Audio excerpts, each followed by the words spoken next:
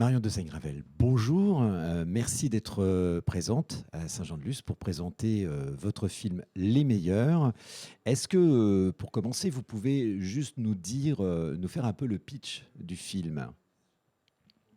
Alors bonjour et merci pour votre accueil.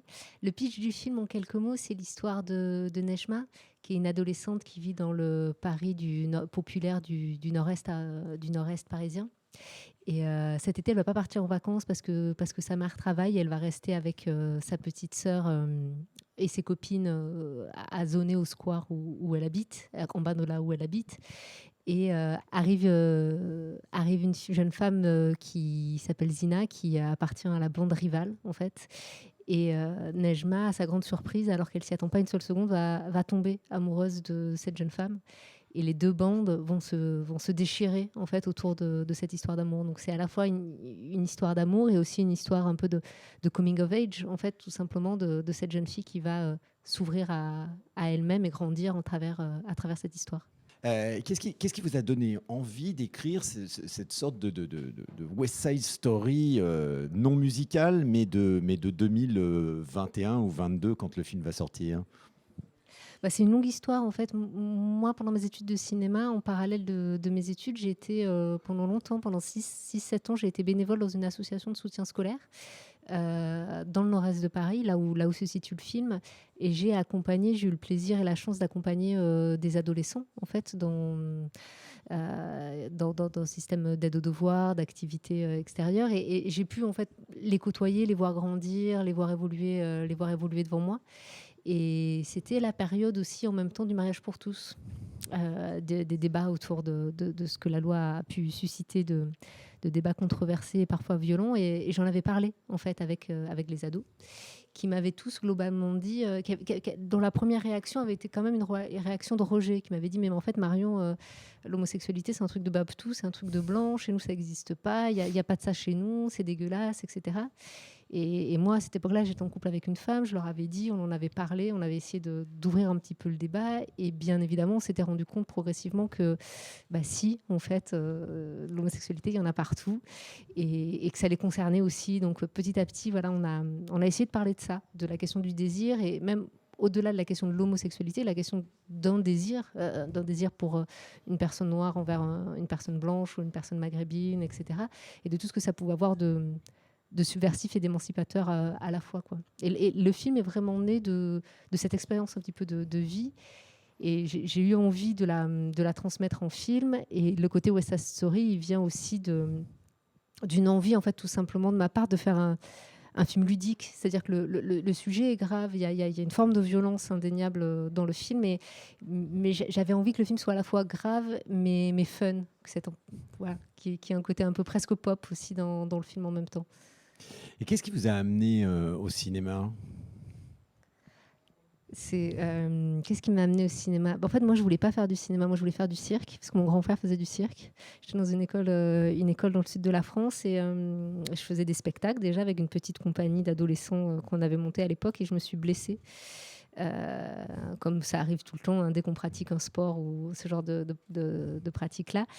Et comme j'étais blessée, je pouvais plus aller aux entraînements. J'ai commencé à aller au cinéma petit à petit. Et c'est comme ça que c'est venu. Le cinéma a remplacé progressivement la scène. On peut dire que c'est un heureux accident. C'est un heureux accident, tout à fait. Mais qu'est-ce qui vous a amené à l'écriture? Parce que vous avez écrit Les Meilleurs, pardon, et vous avez participé à l'écriture du film de Naël Marandin qui a remporté l'an passé le Grand Prix du festival. Qu'est-ce qui vous a amené d'abord à l'écriture, ou alors vous êtes passé d'abord à la réalisation et puis vous êtes mise à écrire, parce que vous avez fait aussi des courts-métrages? Je crois que j'ai toujours eu envie, en fait, en moi, avant tout de raconter des histoires. C'était ça qui était premier, de raconter des histoires, parce que j'ai l'impression que quand j'étais ado, il y avait, je voyais les films autour de moi, je voyais ce qui se passait à la télé, je voyais les BD ou les livres qu'on pouvait lire à mon époque, et j'avais l'impression qu'il y avait des histoires qui n'étaient pas racontées. Et que moi, j'avais envie de lire. Quand j'avais 14 15 ans, j'avais envie de lire des histoires avec des femmes qui avaient des rôles importants, qui n'étaient pas cantonnées à être le second rôle, qui n'étaient pas cantonnées à être l'objet du désir. Et j'avais envie, voilà, de femmes moteurs. J'avais aussi envie d'histoires qui puissent reflétait le monde que je voyais autour de moi, qui était plus métissé, qui était voilà, plus diverse en fait que ce que je pouvais voir. Et je crois que mon envie de cinéma, elle s'est bâtie sur cette sorte de sensation qu'il y avait des histoires qui m'ont manqué en fait. Et quand j'ai voulu faire les meilleurs, je crois qu'au fond, de manière finalement très égoïste, j'ai fait le film que j'aurais bien aimé moi voir à 14 ans, quand j'ai commencé à me dire que peut-être j'aimais les femmes en fait, et que ce que je voyais au cinéma reflétait pas du tout ça. Et c'est pour ça aussi que je reviens à ce truc de faire un film aussi fun et accessible. C'est que je crois vraiment qu'il y a un truc d'un désir adolescent de ma part dans le fait de faire ce film-là, quoi. Est-ce que ce serait pas un peu, quelque part, votre version à vous de la boom? Une boom qui aurait été réussie pour vous dans votre adolescence? Enfin, le film, hein, s'entend bien Moi, je sûr. trouve que la boum est plutôt réussie.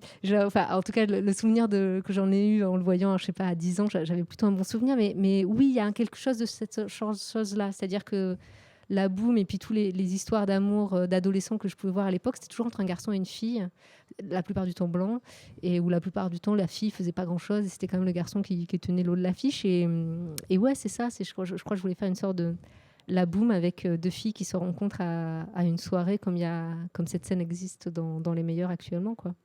Dans la boum, le seul noir, je crois, s'appelle un truc genre Jean Hubert ou quelque chose comme ça, et je pense n'est pas hyper crédible. Ou alors il est fils d'ambassadeur, ce qui est possible. Peut-être. Voilà. C'était facile de caster le film. On y retrouve Lina El Arabi, qui était magnifique, entre autres, dans Nos. Et puis il y a Esther, qui est vraiment la découverte du film, qui est vraiment... Enfin, elle a tout de suite quelque chose. Elle a une photogénie démente, et on Dingue. comprend que le personnage interprété par Lina tombe instantanément amoureuse d'elle.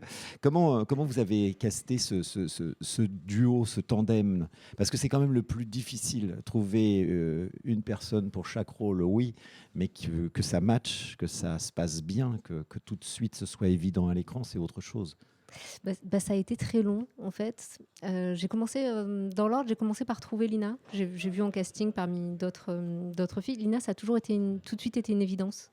Parce que je trouve qu'elle avait toutes les facettes en fait, que je voulais pour le personnage de Nejma. Parce que je voulais un personnage qui puisse être...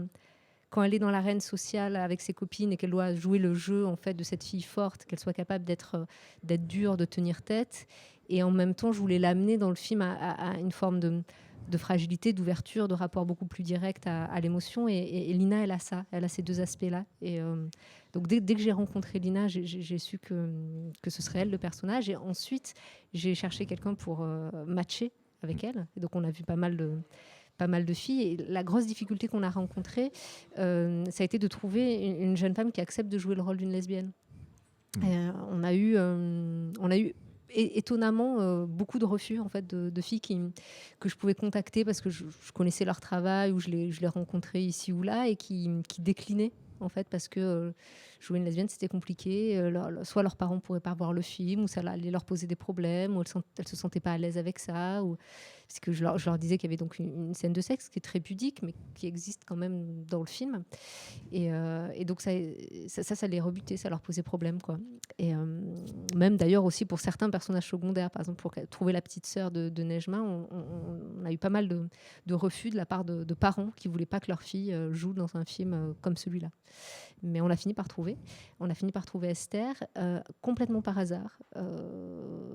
C'était la copine d'une copine quoi, qui est venue passer un peu le casting. Voilà, un peu comme ça, quoi. Et en fait, entre les deux, ça a tout de suite matché parce qu'elles ont un truc très magnétique toutes les deux, puis très complémentaire en fait. Elles sont chacune à un endroit très différent et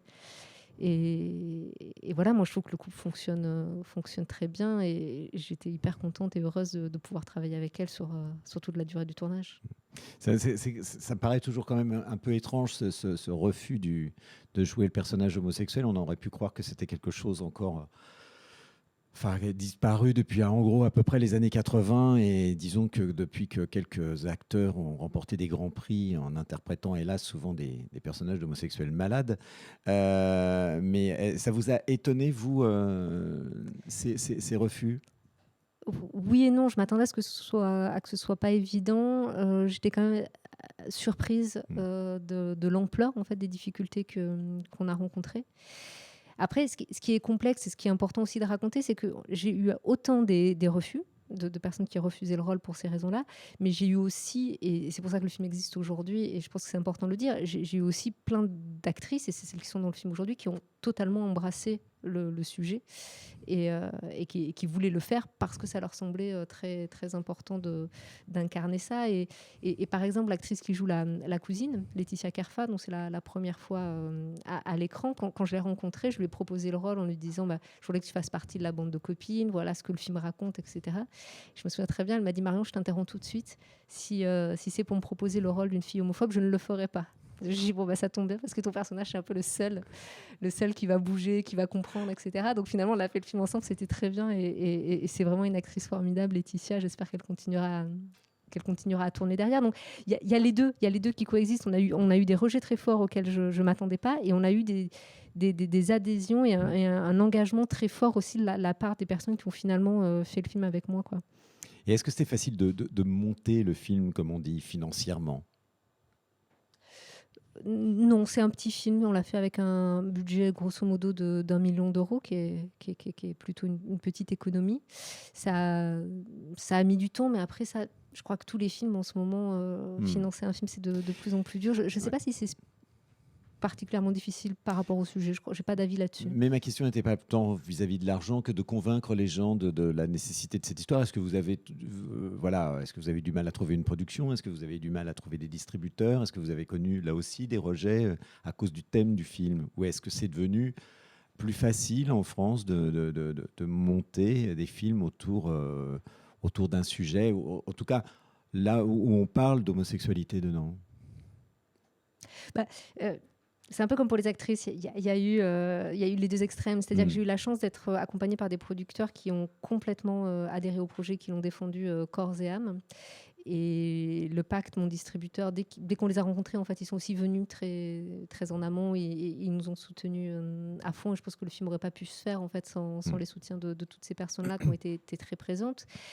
Et en même temps, on a eu aussi beaucoup de réactions.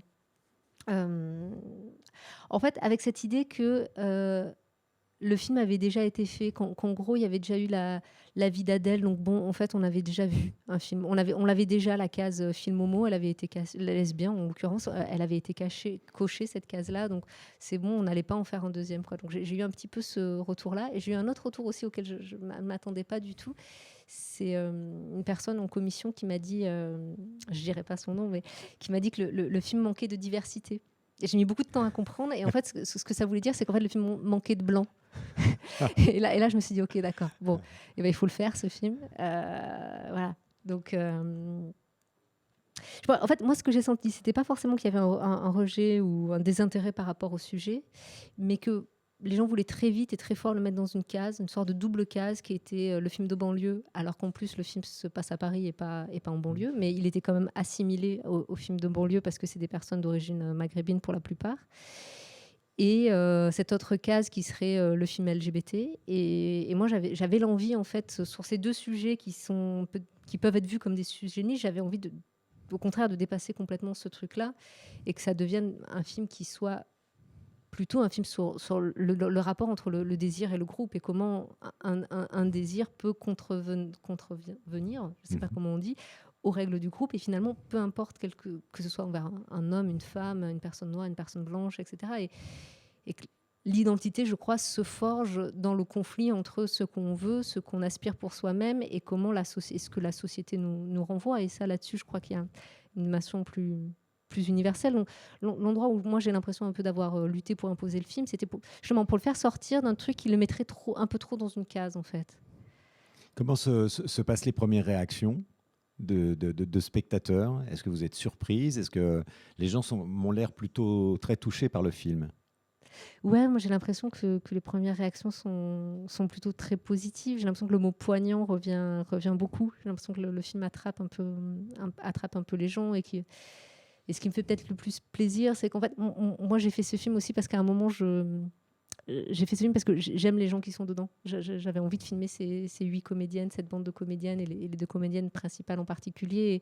Et j'ai l'impression que ça, le film arrive un petit peu à le transmettre, parce que les gens me disent beaucoup que Lina et Esther sont magnétiques, qu'on est emporté en fait par elles. Et ça, c'était quelque chose que je cherchais très fort, donc c'est chouette.